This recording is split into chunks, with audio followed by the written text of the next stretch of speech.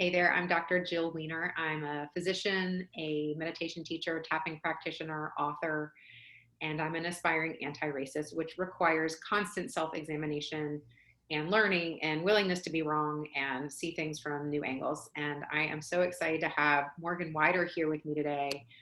Morgan is the author of The Worthy Wardrobe, Your Guide to Style, Shopping, and Soul. And with a decade of leadership experience at major retail giants, Morgan has turned her love of clothes and hard-earned life lessons into a wardrobe styling consulting firm. When she's not transforming lives through closet revamps and shopping trips, she's facilitating insightful and inspiring executive style workshops around the country. And she has been talking a lot recently about what she calls image bias, which we're going to really get into today. So Morgan, thank you so much for joining me.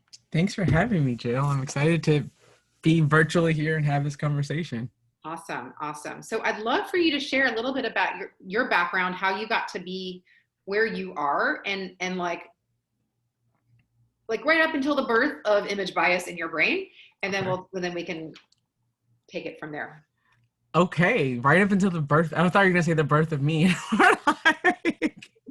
uh, I thought I wanted to go to law school. I was an econ major at Georgetown, and realized that LSAT at that time was not for me. So I spent ultimately 10 years in the corporate retail space. So I worked at companies like The Gap and Banana Republic, and I loved the making of clothes and the decisions that went into how a customer chose clothes. I loved being in the stores, and always loved shopping, which when I got corporate burnout, and I know that you know this experience of being in a place where you're just exhausted and tired, and I found meditation, and I said there has to be a new way of living.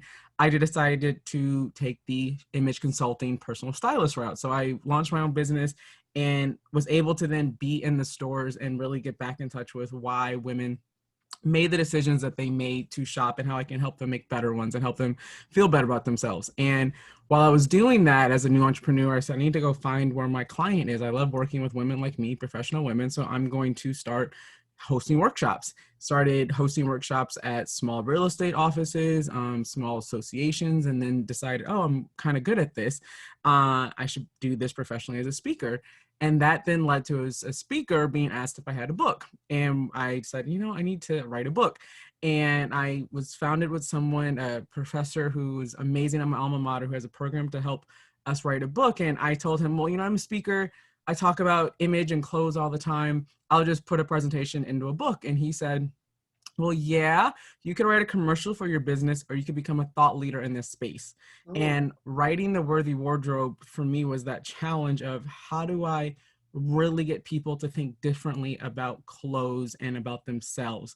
And writing that book and having conversations with people, I put a post on social media and was able to interview over 70 professional women, most of whom I didn't know, about their journey and about what style and clothing and confidence, how that all collided in the workplace. And a lot of that involved race and involved gender and biases in all these ways, which then led into, my book came out in August of 2020. And right around, that was kind of the time that our nation has been exposed to all different kinds of things. So this is the work that I was doing and the conversations I was having around image, and then the D&I conversations and focuses that are happening in companies all collided into this perfect storm for me of a space to have these conversations.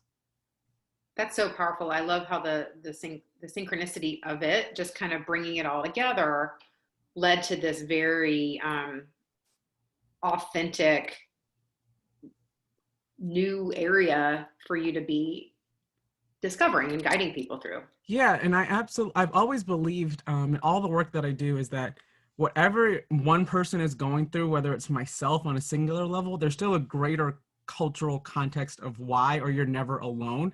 So my book is part my story, but then also a lot of the different similarities of other women I interviewed, but then also when one woman's choice of how she gets dressed to go to work in the morning is also a greater reflection of a lot of cultural, societal things. Like a lot of things collide in a woman's closet when she walks in there and chooses to get dressed each morning. So what are some of those examples? There's things when we get dressed, especially I'm a Black female, but any type of woman, the obvious thing is how you feel about your body, right? When I go into my closet, ooh, these pants aren't fitting me right. Ooh, do I like myself because I now can't fit these pants? Or what's wrong with me because I now can't fit these pants? I'm not the woman I used to be because I can't quite fit those pants. Or is it my kid's fault or my husband's fault that I can't fit these pants? That body issues, number one, come out. Two, for some women, especially Black women, it's, can I wear this and am I being too much? I'm already the only one, so this is going to draw too much attention to me. A woman that I do some work with told a story of she was scared to wear red pants to the first time she was visiting an out-of-state office because she was the only Black woman, and were they going to say, who's this Black girl in the red pants? So that became a thing. Then there is with women, all women, I'm learning, with our hair choices. Am I okay to wear my hair? For Black women, it's natural versus relaxed versus wigs versus braids. But for even white women, some women who have curly hair still feel like they have to straighten their hair. All of these things collide in how we choose to get dressed. A woman told me she was working on Wall Street and purposely was wearing baggy pants so that the men would stop commenting on her butt. So that's a lot that subconsciously we think about when we get dressed, and a lot of it has to do with race. That's so powerful. And we don't really think about it. It's just kind of happens subconsciously, but then you're like, okay, sexy, but not too sexy. And like, exactly, not too masculine, and all of those things. Yeah. So I wonder, how did the term image bias come to you? And when did you start really talking about it? And how do you see that play out specifically for Black women? So the image bias term came by accident because right around after the George Floyd murders, I hosted a virtual book club, and I met with these women weekly. These were women that got sneak peeks to my book, and that week after the murders, I was finishing up some of the edits, and one of the women who was an executive at a big time bank wore her hair curly on that call. And I was like, oh, this is new. And she said, yeah, this is a purposeful shift for me straightening my hair, and how, again, all of that collides. And that led me to adding a part in the book about how your hair choices and the Crown Act and all of that collide in the professional space. And then fast forward to after the book came out, I read that section on a video and posted it on LinkedIn. And a couple of companies reached out for me to have that conversation about image and race. And I said, oh, like, I'm onto something. And that then led to me creating this image bias concept of having these conversations and being aware of image and how we don't ever want to call ourselves, to call someone racist, but we have to acknowledge that all of us have biases with how we get dressed. And we know that first impressions can make or break someone, but a lot of that first impression comes from components of race. There's so much in there to unpack. Sorry, I said a lot there. No, it's amazing. Like, and I just think, so amazing that woman was able to share that experience with you, and you were able to notice the difference in her hair. And I guess question I want to say is, can you explain what the Crown Act is for anybody who doesn't know what that is? Yes, so the Crown Act is an acronym for creating a respectable, hold on, it's in my book. I'm going to pull it up here so I can get it right, because it is so important. We're going to put the link to the book in the show notes, by the way, and whenever you get a second, Morgan, hold the book cover up. So it is cool. There we go. Oh, that's a great cover. Thank you. Okay. Here it is. So the Crown Act stands for Create a Respectful and Open Workplace for Natural Hair Act. And this was an act that started in, it's only when, I think it's about 30 something states right now that have this legislation on the boards that essentially says that under the Housing, Education, and Workplace Situations Fair Housing Act, and I'm not a lawyer, so excuse me guys, I'm fumbling this, but you cannot be discriminated against because of your hair. So I had the opportunity to actually interview Professor Wendy Green, who wrote a thesis that then started this legislation. And she told me that while quote unquote people couldn't ever discriminate against race, the hair aspect was something that companies were using to discriminate, and there was laws in the past that allowed for that gray area to happen. So the Crown Act is now abolishing that gray area, and you cannot make limitations on how anyone chooses to wear their hair. So I think, and I talked about this a little bit in the book, but there's a greater conversation of, if you think about how Black women, Black people in 2020, in only about 30 states, have the legal right or are protected to wear their hair however they want to wear it and not be discriminated against on the basis of education, housing, or employment opportunities. It's like shocking, not shocking, I guess. Shocking, not shocking. You know, but for I mean, I'm always, because I have listeners who are Black and who are white and who are many different races. So of course, like the Black people who are listening are like, yeah, we know that, like that's our lived experience. But for white people listening, I always just kind of like to point these points out, take these moments, because we don't, I mean, yeah, I can think about if my hair's curly or straight or if it's messy or something, but I don't have to think, am I going to be discriminated against if my hair's frizzy or if my hair is like messy. I have thought about, like when I was just ending my medical career, at the end of it, I wanted to dye my hair a little purple in the back, and I was like, ooh, can I do that? Is that appropriate? That's as close as it gets, and that has nothing to do with discrimination. And so maybe women, but like barely. And so I just want people listening to understand this is huge, and this is another example of the emotional psychologic tax that Black people have to pay to exist. And I want to go back to, just to refine what you said, when you said, if I choose to wear my hair messy or not. And it's not necessarily, I think there's that language of like, if someone, we've been conditioned to think that if a Black person wears their hair natural, how it grows out of their head, it's quote unquote messy.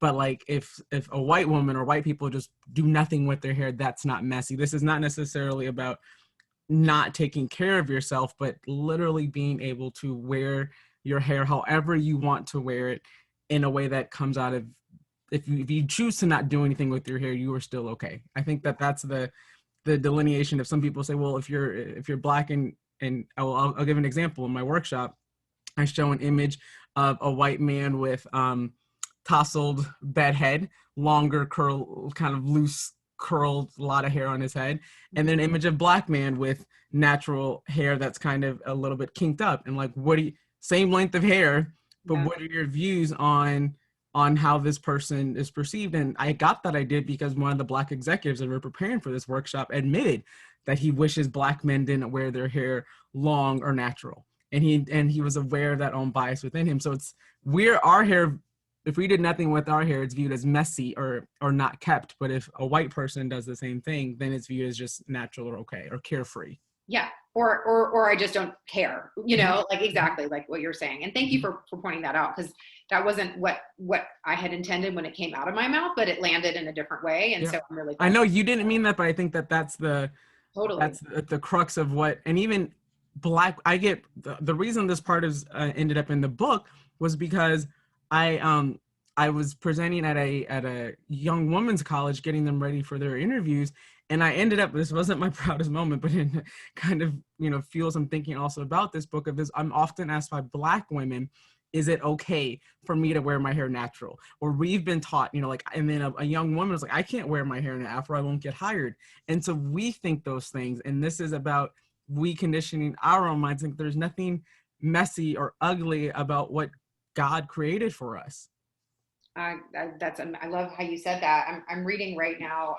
It's right next to me. The Body Is Not an Apology, by Sonia Renee Taylor. And if you have not read it, it's stunning. Like I'm only at the beginning, but it's stunning, and it's all about radical self-love, and like we are already our greatness, and it's just getting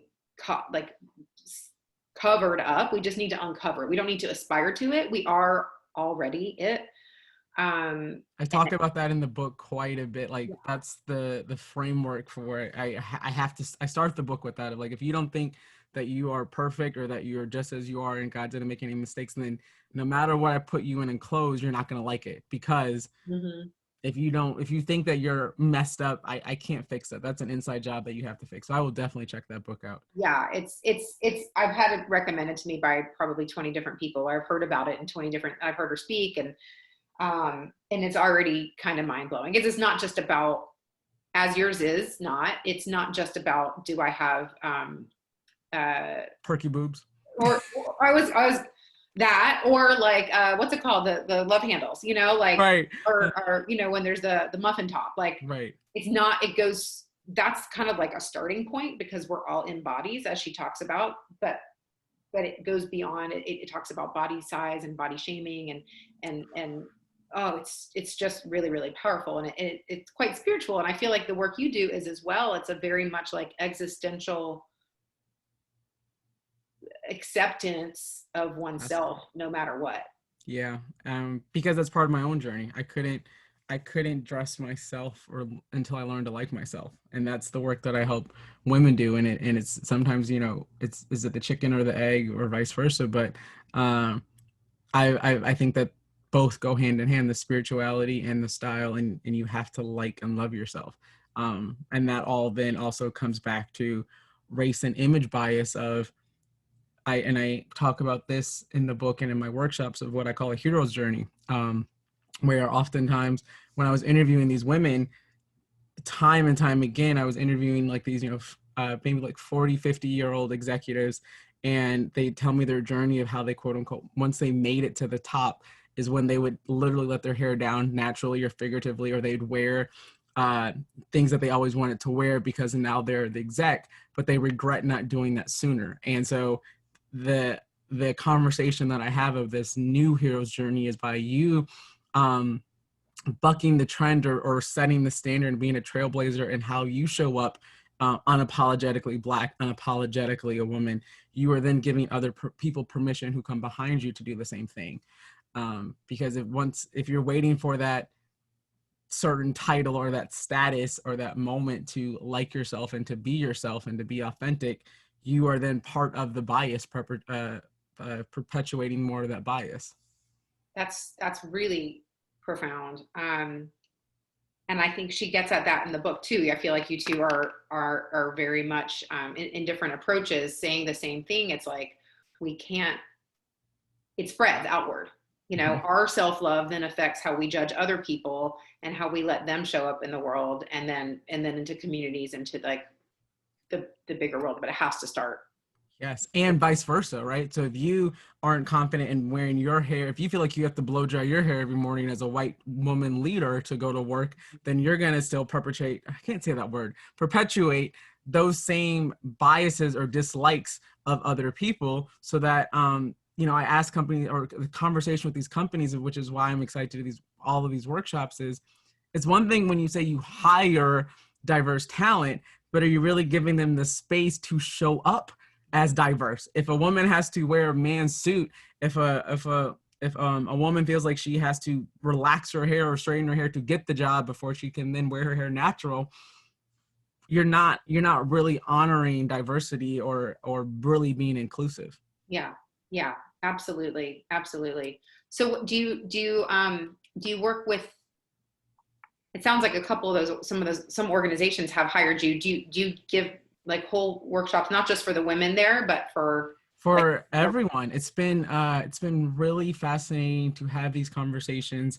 One of the earlier workshops I did was with an energy company, and I was pretty nervous, to be honest, because I was like, "Ooh, this is a really diverse crowd." It's about, I think, 75 people on a virtual workshop, and because it was an energy company, we had linemen, as in the people who walk the lines on your energy field, and these were mostly older white guys, and then there was call center people, and there was DE&I professionals, and it was just this really interesting mix. And the white men, I learned a lot of, even they have something. And as in one gentleman said, I've always felt like I had to cover my tattoos because if someone saw them, they'll think X, Y, and Z about me.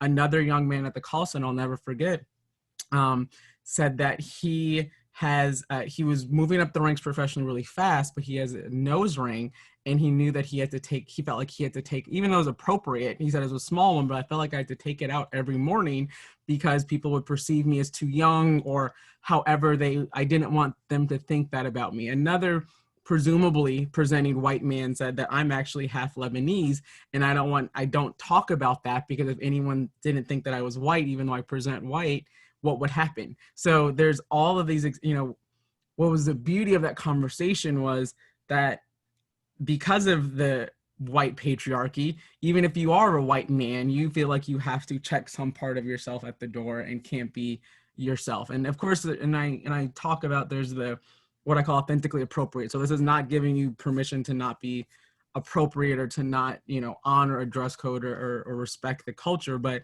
these little nuances are actually way more common than I was even thinking. I thought it was just a woman and a people of color thing, but it's not. Yeah. Yeah. And that's a really great way for everybody to see commonalities with each other and recognize, like, I don't understand exactly what you're going through, but I now can get a sense. Yes. If I have to worry about my tattoo. Mm-hmm. It's a similar like aspect. My micro level, then maybe I can understand now that I've heard about it, because I've never had to think about it. Now maybe I can understand what it might now be. I have something to put into context with. Yeah, that's beautiful. So what advice, like, what's your, don't give us all your secrets, but what's your because you mentioned culture, right? So how does one balance culture versus showing up authentically? And it's funny because when I have a small nose piercing that I got probably the year before I left my medical job, and I was also afraid that it was going to cause a whole scene, and literally no one noticed it. Like, almost disappointingly so. Only my medical people didn't notice it. People outside of medicine did, but it almost like didn't fit into their paradigm. So they literally, or their view of you, right? So they wouldn't even cross their mind to even, like, that can't be a nose ring. Like, Jill would never. their Right. brains couldn't perceive it on me, because it's like, well, Jill is a doctor and this is what she does. Right. So it's very interesting. And actually the same, because I did end up doing the purple hair. You could tell I was like on my way out of medicine at that point. I didn't even know it, but like, how do you, so that was less of a woman thing and more of a culture thing, right. a doctor expectation thing. Mm-hmm. Mm-hmm. How do you balance that? How do you so I have in my workshops, I have and with all the clients that I do, I have a quiz that I give, and it's part asking us about, it's a personality quiz. That first half is about what do you want to be known for? Like, who are you and what do you want people to say about you? And then what will your audience value of you? Like, what are they expecting of you? And how do you then mirror the two? So it's one thing to, and this goes to my work as an image consultant and executive presence, is everyone's goal with communication, and your image is part of communicating, is to communicate in a way that your audience can understand, right? So if I, as this wardrobe stylist, put you in clothes that, or you in your, if you get dressed every morning authentically who you are, and are just all like, just show up however what works for you, but your audience can't connect with you, whoever that audience is, and then your communication isn't effective. So it has to be, for me, a 50-50 split. And it goes down to, the question that I will challenge the listeners here is, what do you want to be known for? And that really is, when you boil that down, what do you want your audience to know you for? And are you okay with the consequences of such? So when I work with college students, I tell the colleges, like, look, I'm not here to tell your kids to wear a black suit. That's not my job here. I'm just making them aware of whatever you choose to do or how you present yourself. If you are okay with if you are going to finance and you want to have the purple hair, great, here are some possible consequences. But if your audience in finance are other people who wear purple hair or in creative industries, you could make a lot of money being the financial planner for creatives. Like, again, it goes back to your audience. So that's all of the basis of my work, is giving people permission to be themselves, but being aware of what those messages send for the audience that they're trying to connect with. That was a long answer, but I hope that makes sense. It does. I'm like writing down all your quotes because you're so good. Oh, thank you. Permission to be themselves and like being aware of the consequences. That's a really nice balance. Because I could show up like in a bikini and like cowboy boots or something. Mm-hmm. Not that that's actually what I would want to do. And I can do that all day long, but like, is anyone going to want to learn to meditate. Right, right. The doctor who wears a bikini and cowboy boots all the time. And this is like, I've now that example is just super weird, but I love it because it's like you do want to be authentic, but also Appropriate, authentically appropriate. appropriate. Yeah. And then there's that fine line of what's appropriate, Mm-hmm. like Mm-hmm. that's the part also. And Do that's you, what we're hoping. I hope my work is opening up the very tiny box of what appropriate has been defined by, which is usually whiteness, skinniness, and in some industries, maleness, right? Like the I when in the book I was interviewing a woman named Terry who was a long-standing exec in the auto industry, and she told me when she first started they had to buy Terry is 4 foot, maybe like 8. She's tiny, and she would buy suits from the boys department, or the women's suits were like the kind of like the small version of men's suits. And I asked her, I was like, well, Terry, like, well, what did the women in leadership wear? And she's like, Morgan, there were no women in leadership. And so like, even if you think about what executive presence meant or what appropriate meant, it meant dressing like a man. And that sentiment is still very present in a lot of companies or a lot of cultures still. And so, yeah, I'm excited and passionate about busting open that what appropriate really means, and yeah, uncovering why we think the things that we think are appropriate. I'm just now thinking about the like sigh of relief that your clients must feel, like so many wonderful things after working with you, but like Thanks. how does it affect their mental health to just be able to show up as themselves and to like have the confidence to do that? What are some of the At ways? first, it's nerve-wracking. At first, a lot of times people will, like in workshops or with individuals, they will fight me at first and say, no, I could never. No, I could never. No, you don't understand. I'm like, just trust me a little. Again, it's never crazy. Like I'm not that cool, so I'm not gonna like put you in a bikini and cowboy boots, right, to go to work.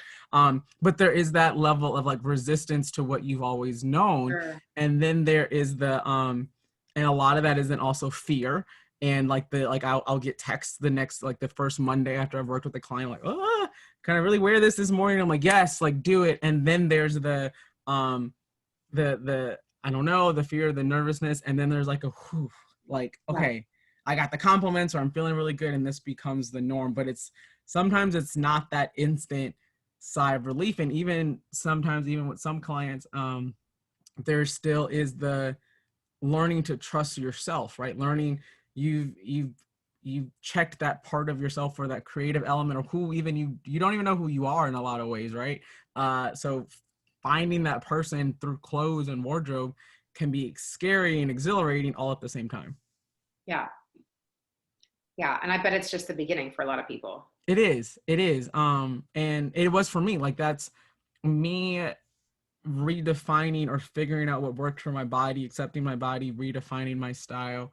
That then was all happening at the same time that I was learning to meditate, and that I was looking at the way I wanted to live differently. And how you present to the world should be a reflection. So within, so without. That's what my church teaches and all of that. So whatever's happening within you should be reflected accurately with what's happening outside of you. And as you grow and evolve, so should your style, and so should the way that you want the world to see you. Yeah. I love that. What was So within, so without. for you? Like, what was your process of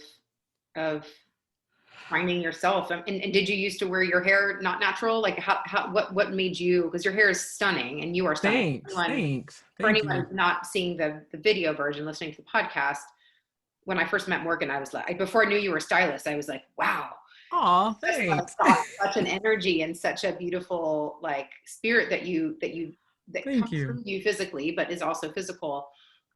What was that process like for you? The hair thing for me wasn't it wasn't as loaded as other women. I will be honest. It happened out of college because I did relax my hair, and to be honest, I had an aunt who was doing it for me for free. Who I went to school at Georgetown in DC, and I had an aunt who lived in Maryland, and she would, she was a hairstylist, and she would do it for free for me. But senior year, I just got too busy to go visit her, so I just stopped going to see how this process would happen, and then this is how I became natural. And I've worked in most of my career has been in creative industry, so I didn't necessarily I was almost too ignorant and blind, and I wasn't in those more conservative industries to really experience that hair dynamic. But my style journey was, for me, growing up in Minnesota, being the only Black girl, the tallest Black girl, the Black girl that the girl period that had hips and butt faster than anybody. So I spent most of my up until early 20s hiding in baggy, dark, black, gray clothes. Oh, I didn't want any extra attention on me. And I prided myself on being the smart one. I was taught to my family to be the smart girl. So I thought that pretty and smart couldn't exist. So I'm trying to hide my body. I don't want any attention on my body. I don't want any additional attention on me because I'm already the Black girl. And I don't want you to see me and think that I'm not smart, because in my mind, I don't think those two can mutually exist. yeah. All of that led to me hiding and playing very small in my image and my wardrobe. And I spent those 10 years in corporate retail, right? So I'm like making fashion, quote unquote, fashion decisions. I say retail because the brands that I work with are mainstream brands. So this is not Devil Wears Prada, but I loved clothes.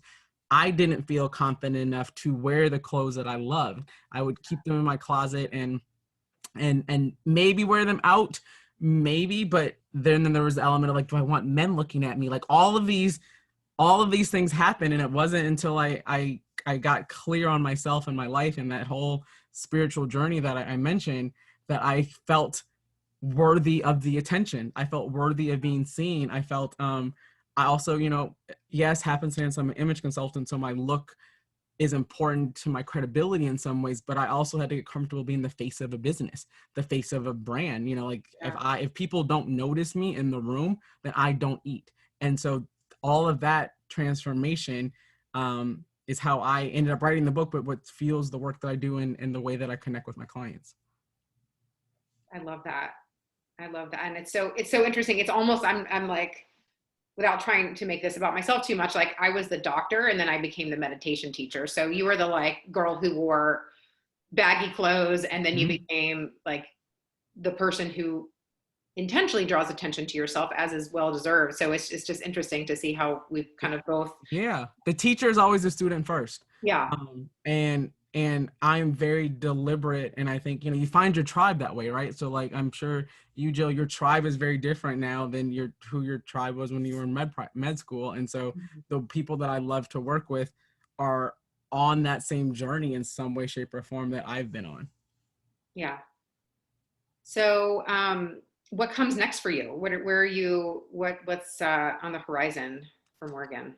Oh, that's such a tricky question. I'm figuring it out. There's so many I want to expand this message of the Worthy Wardrobe. So there will be an audible version of the book that's coming out. I'm working on some video content around that. I still am very, very passionate about workshops with corporations and really going deep into that culture and changing the way people dress now that we're going back into offices. And what that looks like for people, literally and figuratively. Those are the big things. Is creating more content and influence in this space of image and worthiness and style and helping people just, when you look better and you feel better and just you do better. I think that like corporations really want this advice. I hope so. Most of them actually do want to make their workplaces more diverse. And if they haven't actually done the work within their own selves to figure out what that means, and that it's not just about hiring Black people, but that it's about creating a culture, they want to know, like, oh, okay, so the hair. Oh, okay, so like red pants are cool, and like whatever. Yeah. I mean, I know you weren't saying that specifically. No, but I get it. Right. Yep. They want, and these are very implementable things for people to understand, white people, but there's a lot of internalized stuff with Black people from what you're saying as well. But if the people in charge of the culture are white, I think they will want to be like drinking this knowledge up. Like the red pants story. So the client that told me that, she told her boss that day, she was a client of mine. So she told me after she wore them, she said, Morgan, I heard you in my head and I just said, forget it. I'm going to pack these red pants. And I wore them that day. And my boss, a white woman, said, I love your red pants. And this client whom I absolutely adore, she's so candid. And she told her boss, she's like, to be honest, I was going in between whether I should pack them in until I didn't want to be the black girl in the red pants. And her boss was like, wow, like I've never had to think about that. So like her boss appreciated that moment and that candor to see what what my client was going through. So yes, it goes back to awareness and really how racism can be exhausting and how it can influence decisions like red pants. Literally. Yeah. Yeah. Yeah. And yeah. And so I think starting on this level,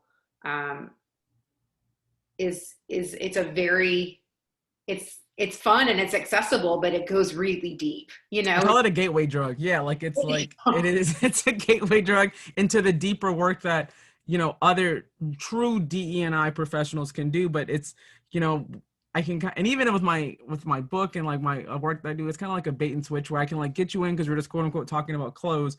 But then once I have you in, we can really talk about the real layers and the deep stuff that goes beyond, and then that hopefully opens up for you to, now that you're aware of just one example of image and how race influences those things, let's do the other work that comes from a lot of other professionals like you. Yes, well, it all certainly is symbiotic. Is that the word? Mutually beneficial. Yes. There's so much. Unfortunately, there's so much to be done, but there's also, I think, now a time where people actually care. Totally. They want to be perceived as caring. And that's the gateway too, like I want to be a cool, hip employer.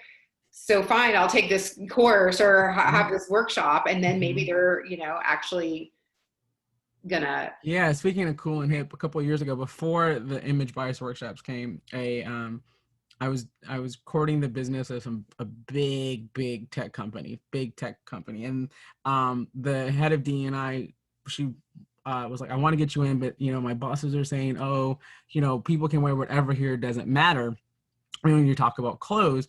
But somehow, God bless this woman, she fought for me, and I was able to do workshops in 2 of their headquarters, and mostly it was in tech engineers, mostly white men, Asian women, white men, Indian men, Asian women, and white women were in the room. And the line to talk to me with individuals was out the door, and it was mostly these white men.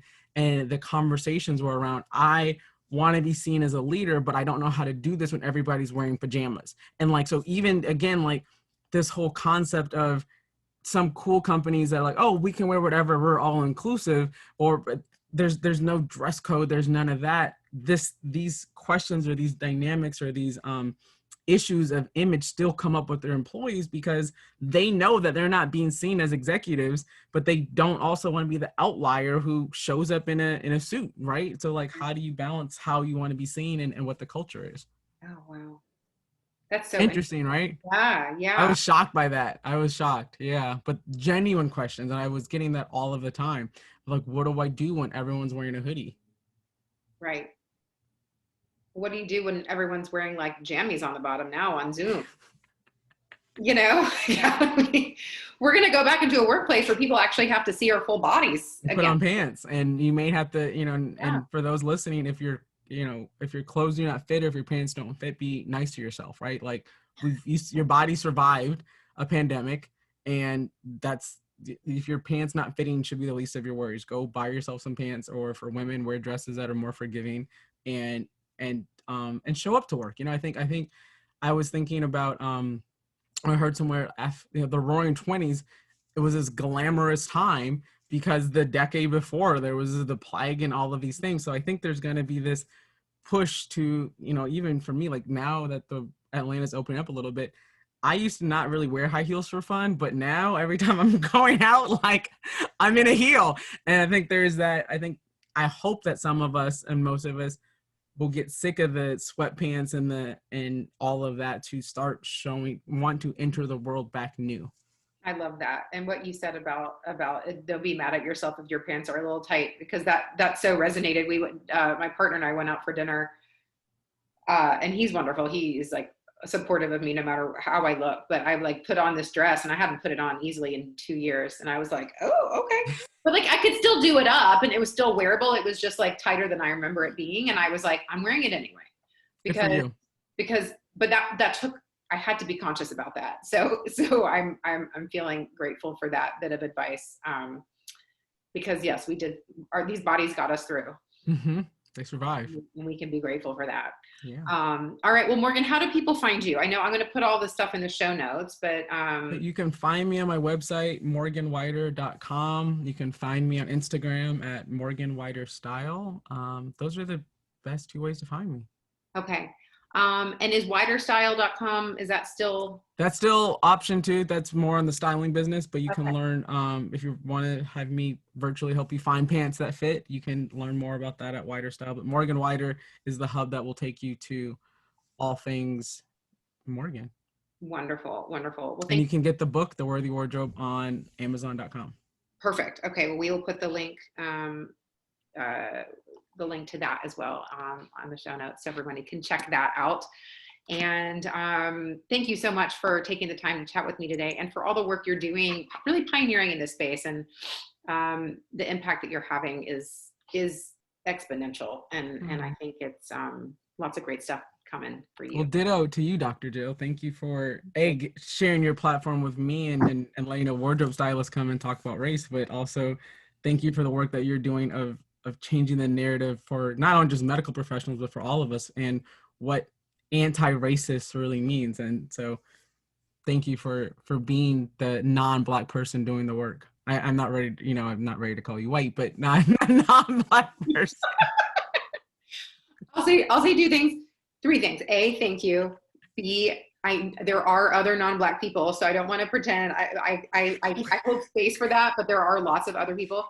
And C, this is hilarious for anyone listening. We have last time we chatted, she was like, "I just don't see you as white," and I'm like, "I'm pretty white," and she's like, "I just don't see you as white." So anyway, I accept all of it.